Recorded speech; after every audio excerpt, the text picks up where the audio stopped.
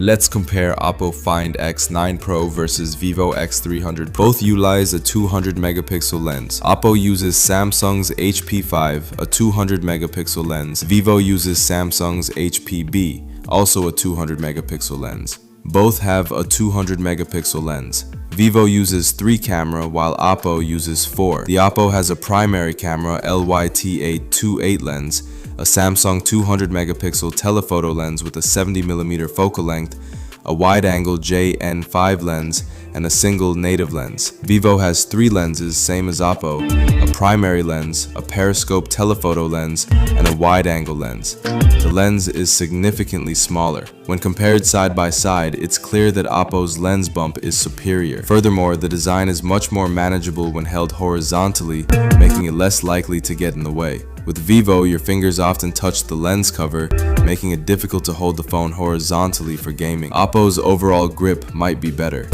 Also, with Vivo, you often have to bend the lens, which is a feature of the cover design.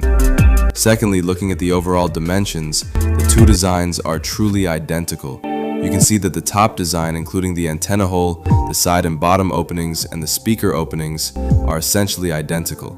And regarding their button designs, Vivo has added a custom button, while Oppo also has one.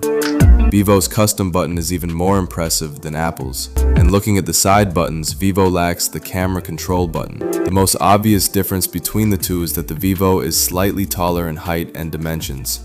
In terms of thickness and weight, the difference isn't particularly significant. The Oppo's is slightly better both in terms of overall design, front and back. Let's also look at the differences in the bezels. With the naked eye, you can slightly see that the Oppo's is slightly narrower, but the overall visual difference isn't particularly noticeable. Regarding the rounded shape of the feet, the two are actually slightly different. Okay, let's camera test with photos, close-up shots, and more.